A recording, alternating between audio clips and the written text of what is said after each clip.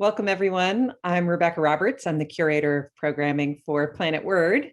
We are a new museum of words and language at the corner of 13th and K in downtown Washington, D.C. If you found this program because you're already involved with Planet Word and you get our newsletter and you're a member and you're a supporter and you've been to visit, thank you very, very much for that support. If you have been to visit, you know that admission is free. And so membership support is a huge part of how we're able to keep admission free.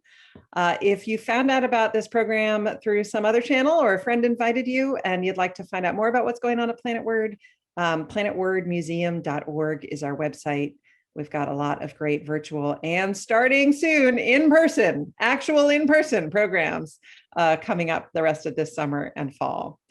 I am delighted to introduce you all to Arika Okrent. She is the author of a few books. The new one is called Highly Irregular: Why Tough, Through, and Dough Don't Rhyme and Other Oddities of the English Language. And we know that is right up y'all word nerds' alley. So Arika, welcome. Thank you so much for being here. Thank you. Yeah, I always get a little careful when I'm saying the subtitle. I feel like I'm gonna say those words wrong, even though I know them. I know. I wrote it down. That was the glance over here to the side to make sure that I had, because, you know, even writing it down isn't that helpful for exactly this reason, because they don't rhyme, even though they look like they ought to. I understand that you started thinking about this book when you were writing your previous book about constructed languages, and basically thought, like, why would anyone construct language? You know, English, it's a mess. Tell me a little bit about how that came about. Yeah, well, part of the history of invented languages is the human impulse to improve on language. You notice there is language, and then you say, why don't we make it better? Why don't we make it logical? Why don't we make it orderly? Why don't we make every unit have one meaning? And then the combination of it is like math, and we know what they are when the combinations are made. And there's hundreds of years, 1,000 years of history of people trying to do that, to make a better language. And it doesn't work. They do not succeed because language just needs to be the messy way that it is. So then why does it need to be messy? Well, language does two very different things at the same time. It allows us to be infinitely creative, to be able to say things we've never said before, talk about new things that come into the world, infinitely creative. Language needs to be able to do that. At the same time, it needs to be passed from one generation to the next, or from one person to the next. So it needs to be somewhat conservative too. And then when you add spelling and writing into it, it's even more conservative. Passing that along requires developing a habit. This is how we do it. This is how we do it. You learn how we do it. That's what it is when you learn a language. So balancing those two forces, infinite creativity, the ability to do anything you want, and sticking to the habit so that you can pass it along, they're often in conflict with each other and end up causing these irregularities and infelicitous things that the language inventors tried to get rid of and couldn't get rid of. So I understand the working title was originally "What the Hell, English?" So yeah. What the hell, English? I mean, is it uniquely messy? It is somewhat. I mean, every language has irregular verbs and things that you just have to learn that aren't based on some logical combination. But English is somewhat different in the way that the timing of the way that it got put down on paper or put into writing.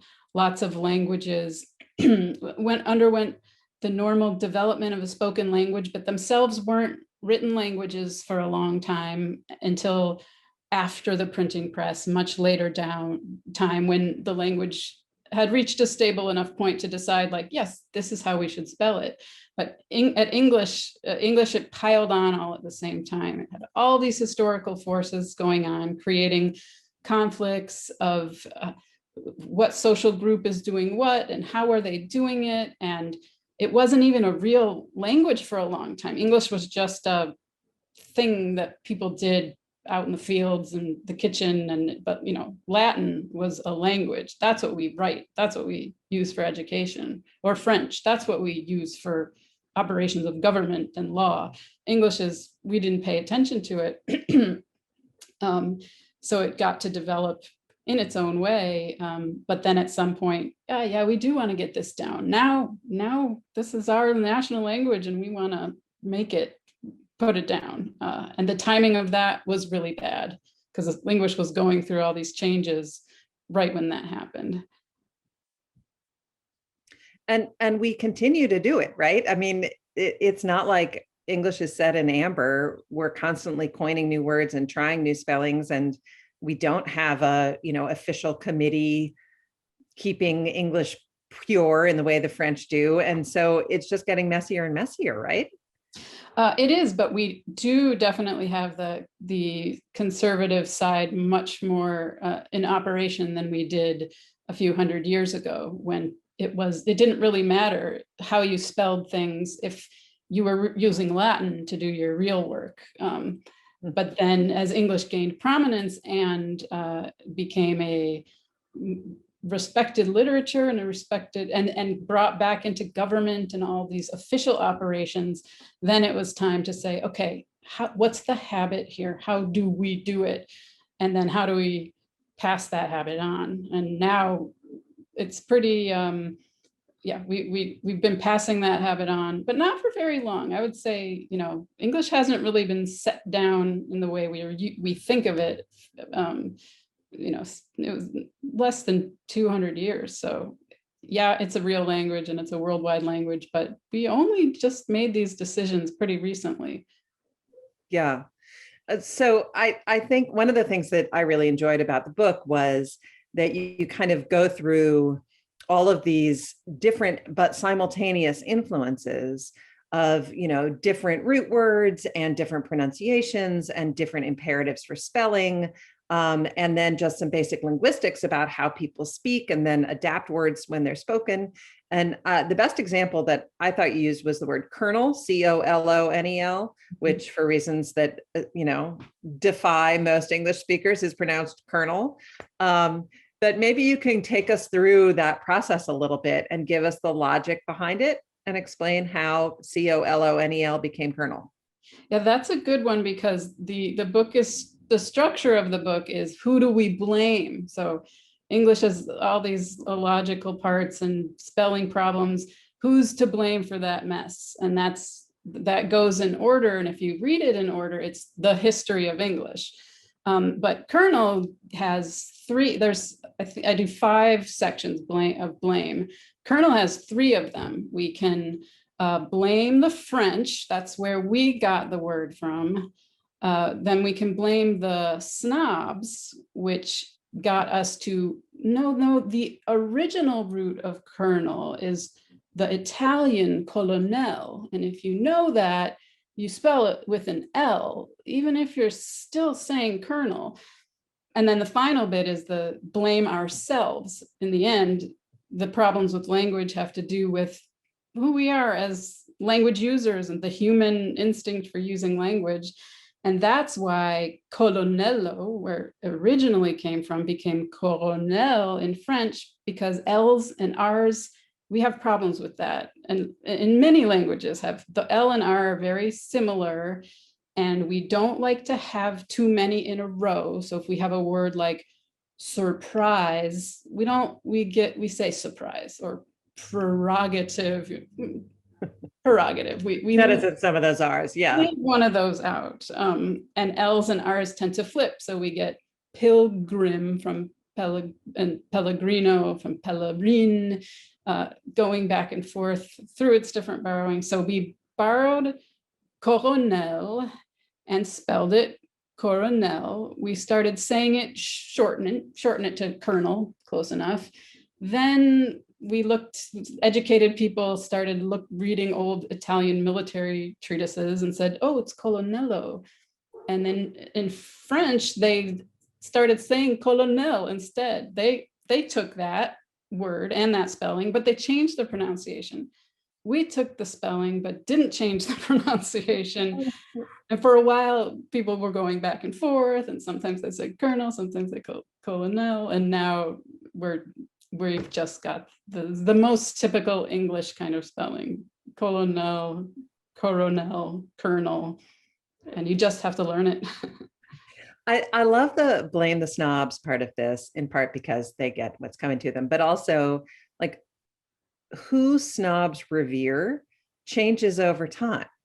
So it's a moving target if you decide, and this is, this is a big premise of Planet Word. We are descriptivist, not prescriptivist.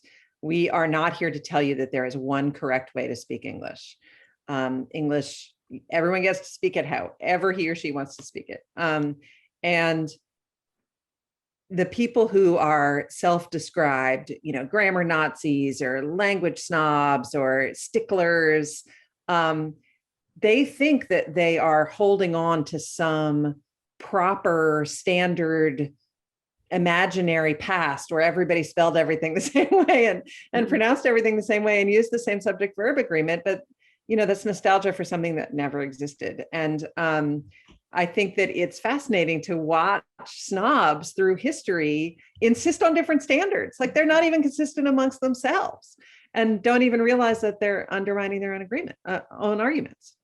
Yeah, and being inconsistent or just having like one person's personal preference just takes hold, and then that the teacher passes it to the student, or the editor passes it to the writer, and with a little bit of a hand slap on the way, and then there's this reflexive flinch from the hand slap that makes you pass it on to the next one, and then it's just an institution that you can't disrupt anymore, or you'll be shamed out of the domain.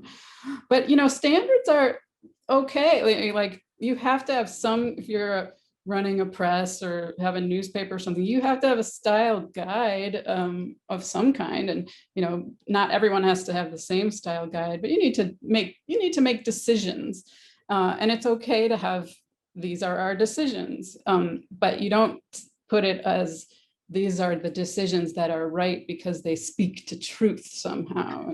Right. It is ordained. It's like you have a salad fork and a dessert fork at your plate. You need to know which one to use. But if you use the wrong one, we don't say you have like gone away from the true nature of silverware. You've just flouted the rule that people have arbitrarily decided is the rule. And if you use the wrong fork, you just haven't learned to use the fork. You're not ignorant.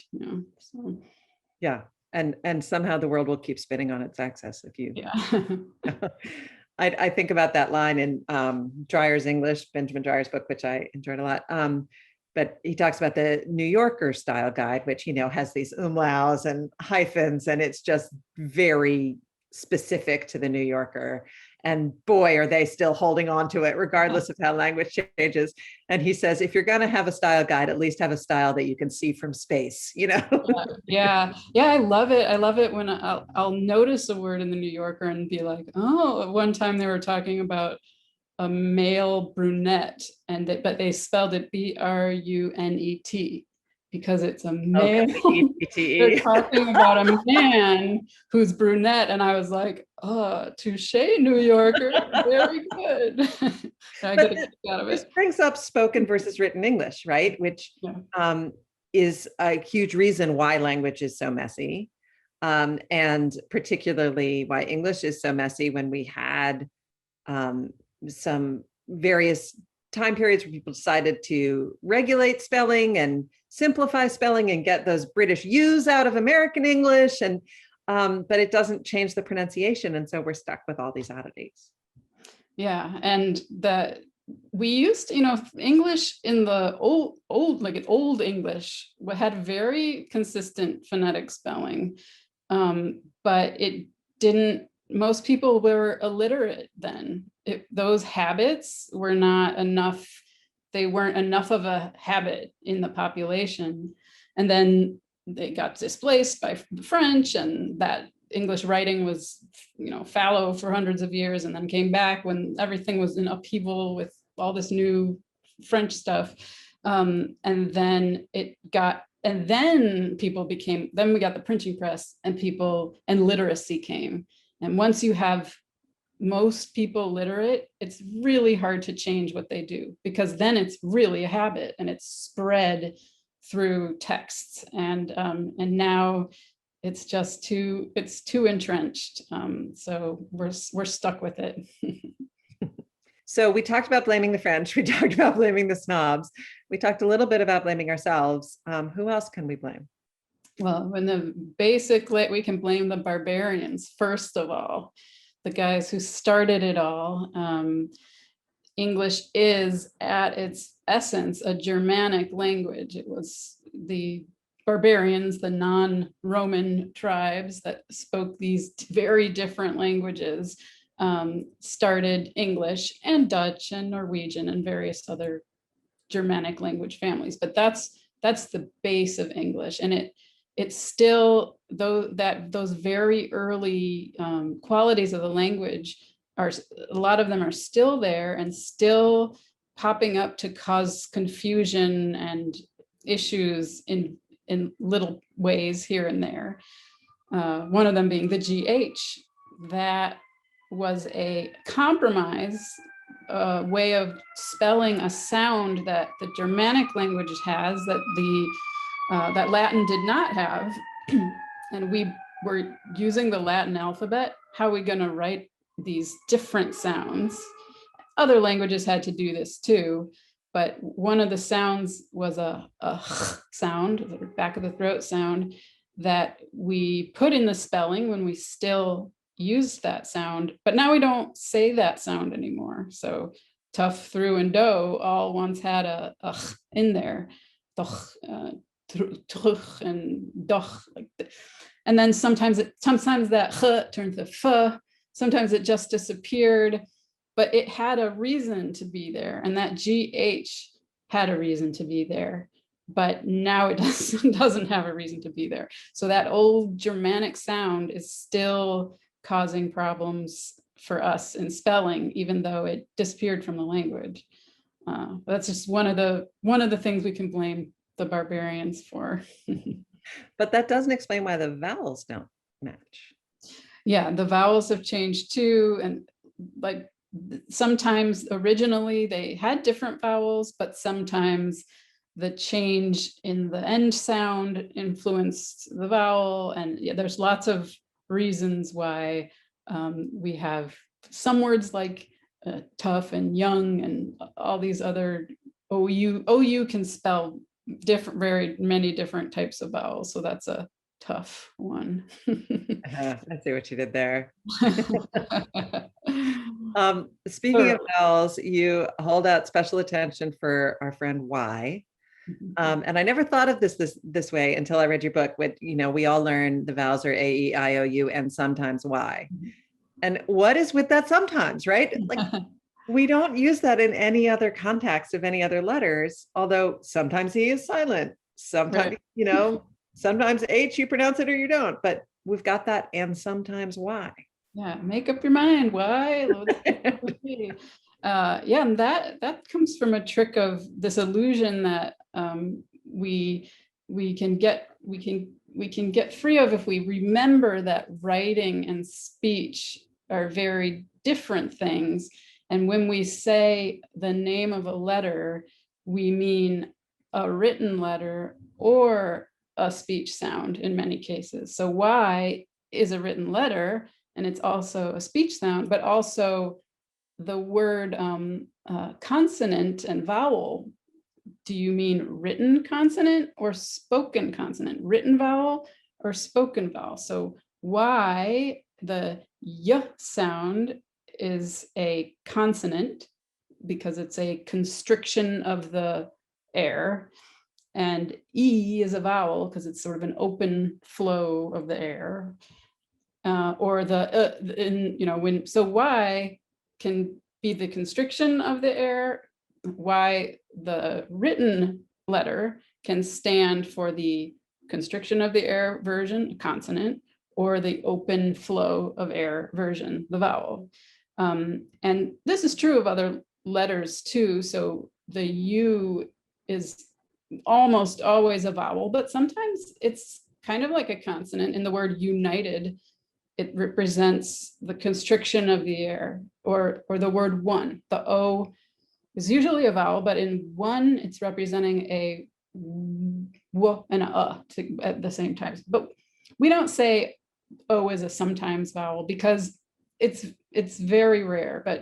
But Y is not only in words like lovely being a vowel and year being a consonant. It's in all these Greek words like gym and syntax and all these Greek borrowed words.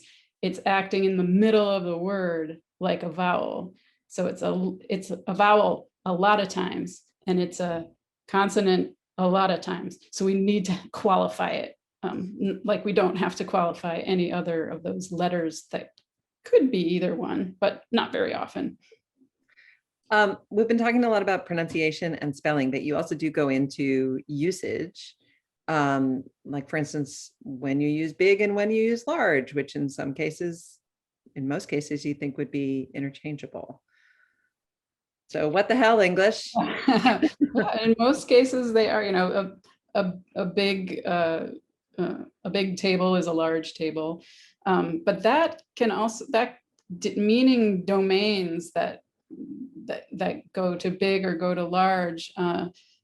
We don't really notice it, but those come from different ways of getting to the idea of size. So big is from the Old English or the Scandinavian Germanic layer, and it originally was more to do with power. So you were big in battle, and power naturally connects to size. What's powerful is big, and then things that are powerful, that idea connects, that the semantics are very similar. But large we got from French, and that at root had more of a sense of openness, freedom, generosity, largesse. We have that word too, or at large, you could roam free. And that also connects to size. If you have generosity, then you've got a lot. And if you have room to move in, you've got a lot of room. And this connects to the reason that we use big for things like, oh, what a big boy you are. We mean, yes, you've grown, but also you've gotten mature and powerful. We don't say, oh, what a large boy you are. that means something different. We just can't use it the same way. Big and large don't mean the same thing in the same way, but it connects back to those original senses of power versus openness, generosity. And the reason that we order a large pizza and not a big one is because it's the generosity sense. Consumer items are large, not big. We have large t-shirt, a large Coke, a large pizza. And that's comes out of the very old meaning connotations from when we adopted the words. And it's hard to see that in the moment, but the repercussions go on and on for hundreds of years. I don't have a copy of the book because I was sent a PDF, and then when I ordered a hard copy, they were sold out, which is fantastic. So if you have one, please hold it up, because it's got these amazing illustrations. It's really clever in its layout in addition to its text. And I was wondering if you could tell us a little bit about the look and feel of it and the production of the book.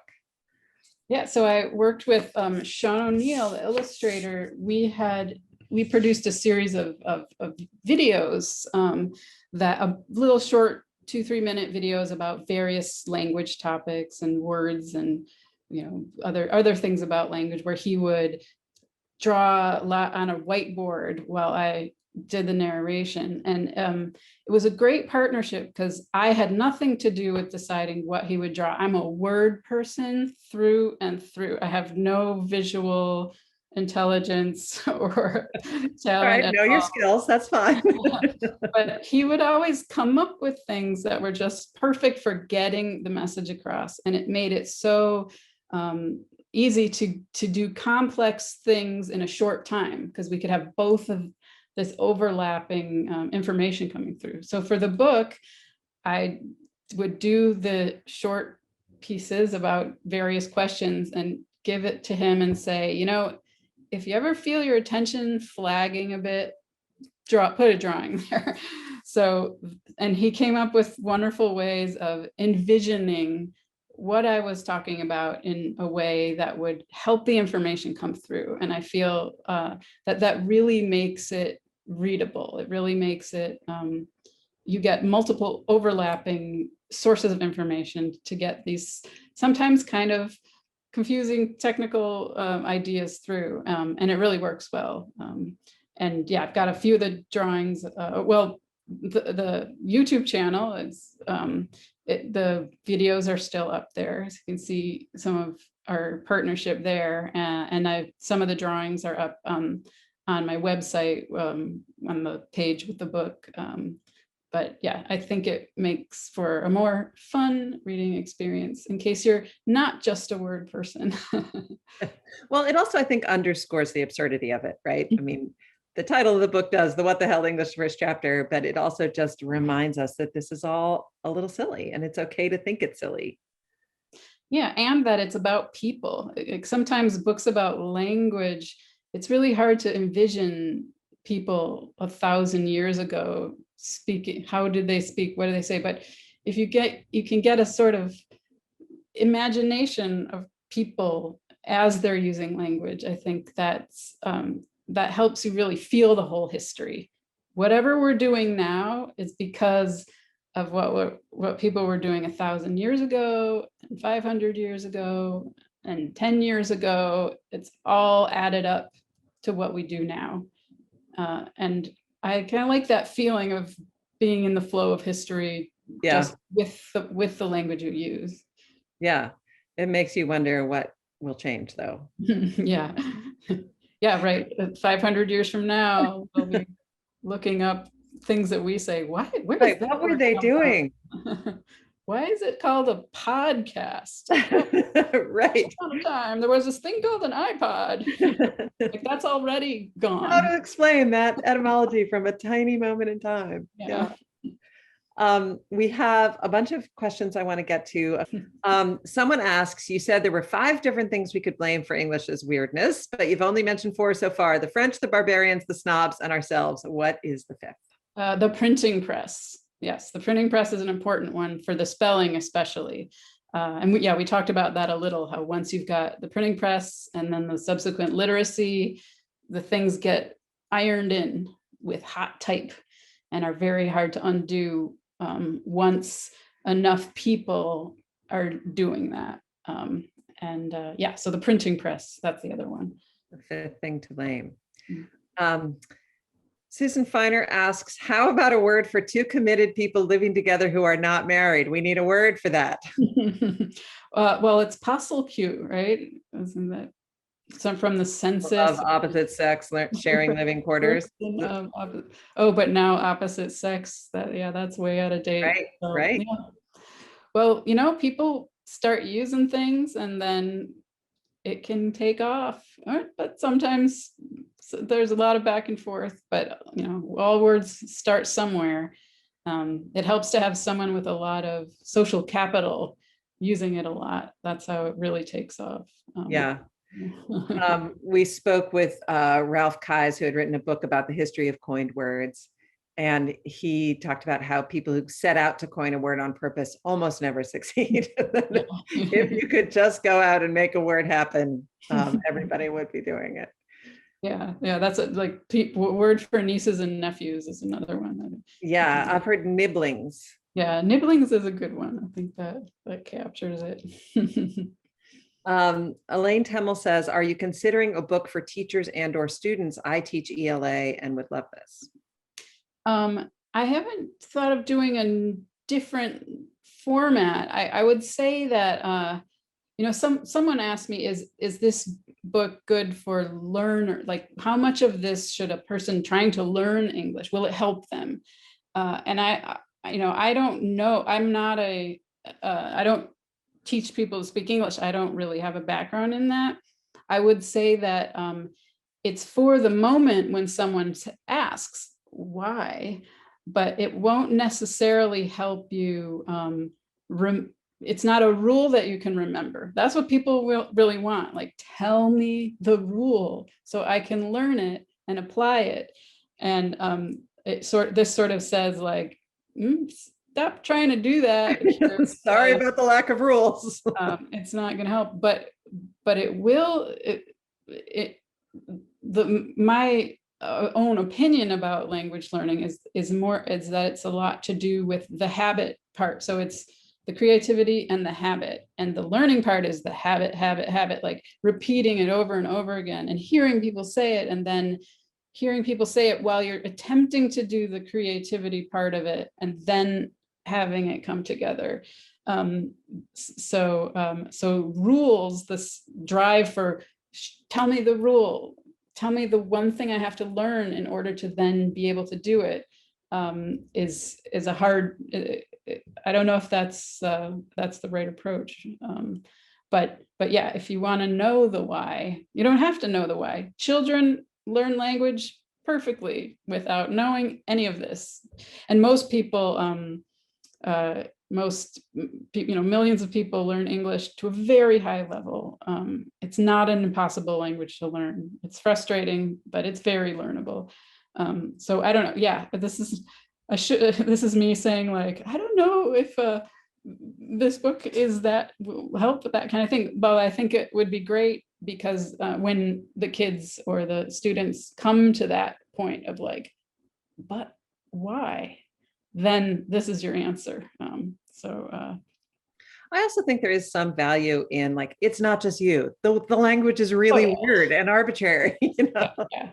It's not like everyone else figured this out and you just can't see the rule and there's something wrong. Or it's like, no, that's language is not math, and it's not this combinatorial system where you learn all the units and then you learn how to put the units together. It feels like that because we learn it looking at words on a page that look like units, right? And we can look at one and say, that's that word, and this word goes with this word goes with this word to make a phrase.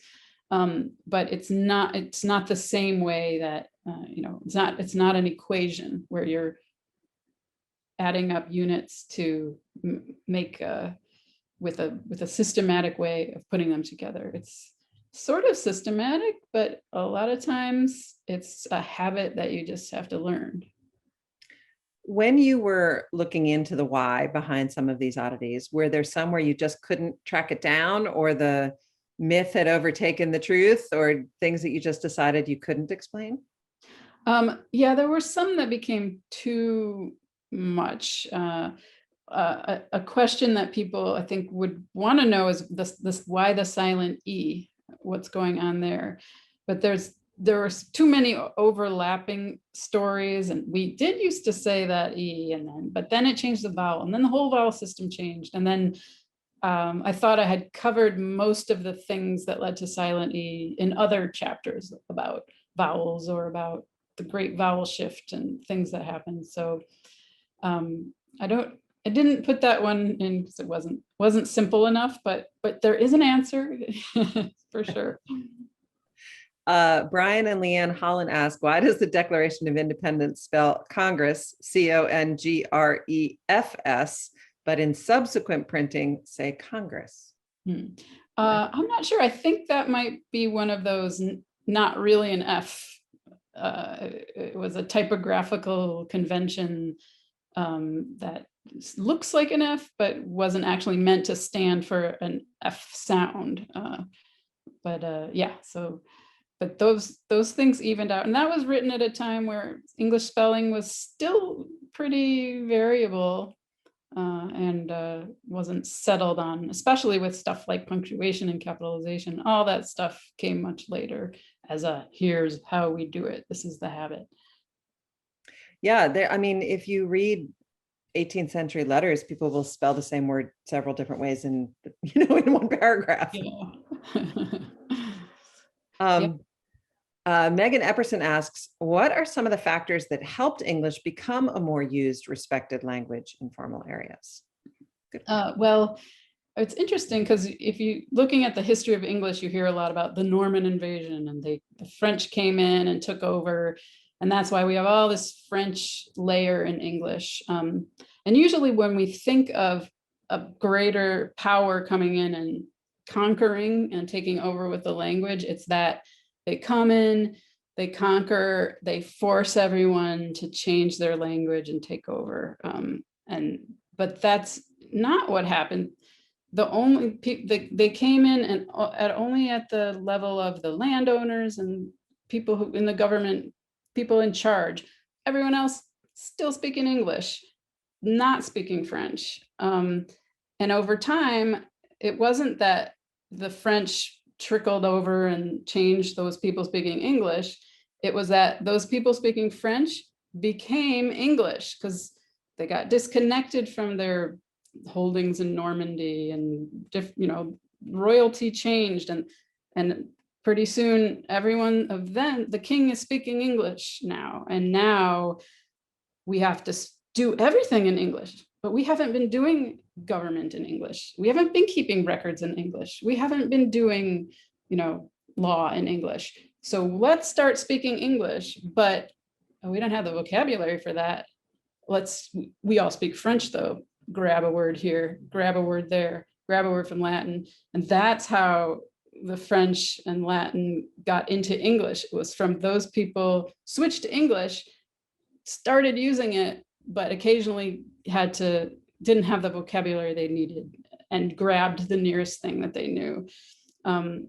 And now I forgot the question. Because you talked about when it became sort of more legit and official. Right. Yeah. And sort of English was what everybody spoke, but French and Latin were the real languages. When did that shift happen? Yeah. So I think that was in the 15th century when it was decided now court proceedings will be in English. And that was the beginning of the standardization of English. So court proceedings started in English. That means there was record keeping in English. There's a lot of variability, but now we're writing it down. And now we're developing some habits for how we write it down.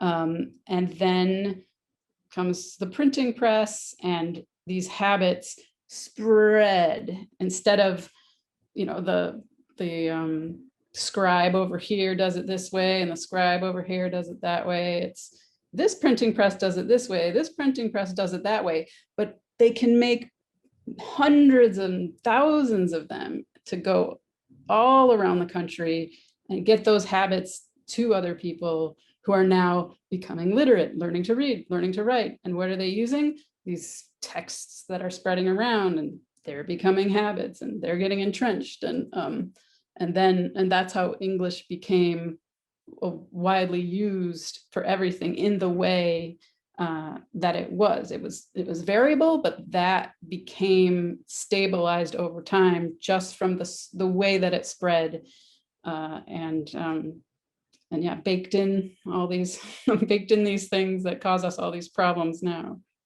Suzanne Eckert Burton asks, do you find that we are becoming less precise in our conversations as we use less complex vocabulary to represent nuances and meaning? It seems that people are using less descriptive words these days, especially since the vocabulary is not explicitly taught in schools. Well, I think I don't think so. I think there are people who are very good at expressing themselves precisely, and people that aren't, and there always will be that. I think the idea of precise has changed in some ways. So kids texting have all this hidden rules that you don't know about, but they're very specific in terms of what attitude they represent. And maybe you've heard about, like, if you put a period on the end of a text, it makes you look aggressive or angry. But they know that. But people who didn't grow up with texting have to hear about it in the New York Times or something and then wonder, wait, have I been sounding really rude? There's all kinds of attitudinal or mood expression that younger generation has gotten very precise with, that can leave you feeling flustered if you don't know what it is, or not if you don't know and you're just not paying attention. But I think, you know, you can always be more. That's the beauty of the flexibility of language, the creativity I was talking about. It allows you to do both things. A language can't be exactly precise because then it's too hard to speak. And this is one of the invented language trends from the 17th century. Make a perfect language where every word, every piece of the word has one meaning, and you construct a very exact meaning on the pieces. Speaking a language like that is like on the fly doing computer code in your head, and you're not able to just talk. And as you talk, you kind of figure out what you're trying to say, and it's a process of discovery. Language needs us to do that. At the same time, a legal contract is very precise about what it says, and we can do that too. And it's harder, it takes longer, it takes more concentration, but it's the same language doing both of those things, and that's amazing. And that's the kind of why English needs to be messy, so that it can do both of those things at the same time. We don't want to just do the legal contracts. We want to do I'm working this out as I talk about it. And wait, now I just heard myself say that. That's actually not what I think. Language is very good for that. And then there's stuff in between where, you know, we can be a little more exact or a little less exact, but we need the whole range. And that's why natural language is natural the way it is. We can't invent a better one that doesn't have all the flaws and problems. I should just recommend, if people are curious about some of those sort of linguistic rules in digital communication, Gretchen McCulloch's book, Because Internet. Gretchen McCulloch's on our advisory board, and we did a program with her. And it was actually really eye-opening to do a real, you know, linguistic understanding of those forms of communication. It also made me feel really old, but you know, it's very easy to kind of clutch your pearls and say, kids these days don't communicate with any sort of precision. And then you realize that you just don't understand the grammatical rules behind it. Yeah. Well, it's amazing how they've gone around what we use with facial expression and tone of voice. They've managed to put that into text. And that's being specific about things when we can't even be face to face in a new way, I think. So it's yeah, cool. No, it's really innovative. And, you know, we talk about what the hell English and who's to blame and all that, but I think it's very clear, and it comes through in this book and it comes through talking to you, that you kind of got to have a crush on the English language. You know, its creativity and flexibility is something that you really enjoy using and exploiting and playing with. And so that even if it seems irrational and frustrating and maddening at times, it's powerful and meaningful and also fun and joyous. And I think that really comes through. And I want to make sure that, you know, people understand that this is a really playful look at the language as well. Yeah, there should be a museum. Oh, wait. Oh, wait. Yeah, I mean, I almost on every page, I was like, we explore that in the museum. Oh, we talk about this in the museum. It's almost the museum in book form. But I mean, you know, when you were talking about the original YouTube series with the whiteboard and talking, like, you don't embark on an experiment like that unless you're just fascinated by the language, you know? Yeah. I love language. I feel, you know, English is my language, and so I know the most about it. But yeah, it lets us do wonderful things, and it connects us to our human history in a very special way. I think differently than looking at artifacts or looking at tools or other ways of looking to our early past and how it all developed. Language gives us a really special way of looking at ourselves as humans, and this is how we make meaning. And this is how we make thoughts and make connections with each other. And we've always been doing that. That's cool. We are almost out of time, but I want to give you a chance to tell any sort of surprising or delightful story you discovered when you were researching that people might not know. Share one of your favorite anecdotes from the book. Well, one that I was looking, the question of why don't so and new rhyme? SEW, so. The EWs, right? They're spelled, they should rhyme, NEW, SEW, and got into that EW question. Is it ooh or oh, what's going on there? And discovered the English town of Shrewsbury or Shrewsbury, which they can't decide how to say their own town. And this is, typical English town names are known for being sort of ridiculous, like this long spelling of Cholmdley, or will be said Chumley or something like that. But you expose yourself as an outsider if you say it wrong, right? Right, it's a shibboleth. But Shrewsbury people who have lived there in their entire lives, and their family they still haven't decided which way to say it.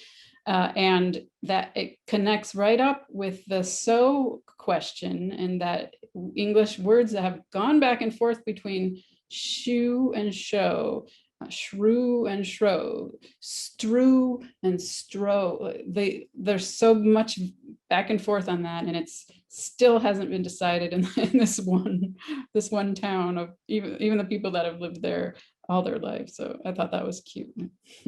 Well, that also brings up, obviously the difference between British and English and American English, or Australian English, or as English is becoming more and more of an international language, all the different local usages, even within the US, there's different meaning and structure.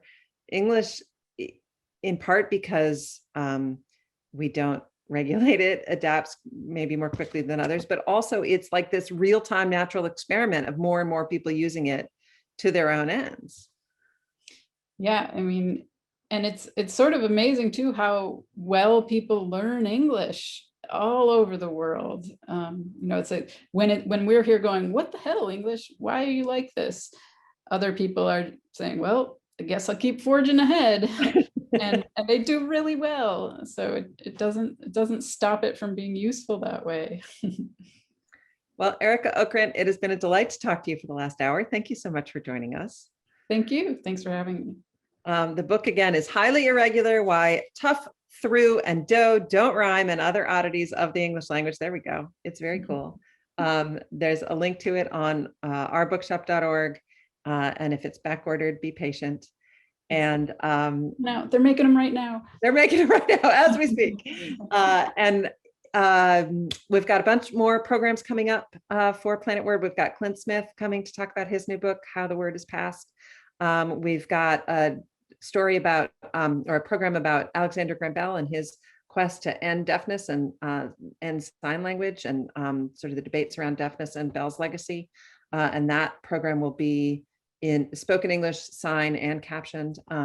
So stay tuned for a lot more programs coming up. And our very first live in-person program is going to be coming up. We're going to be hosting DC Improv's pun competition at the museum in August. So stay tuned for all of that. Thank you all so much for your support of the museum. Arika, thank you so much, and we'll see you next time.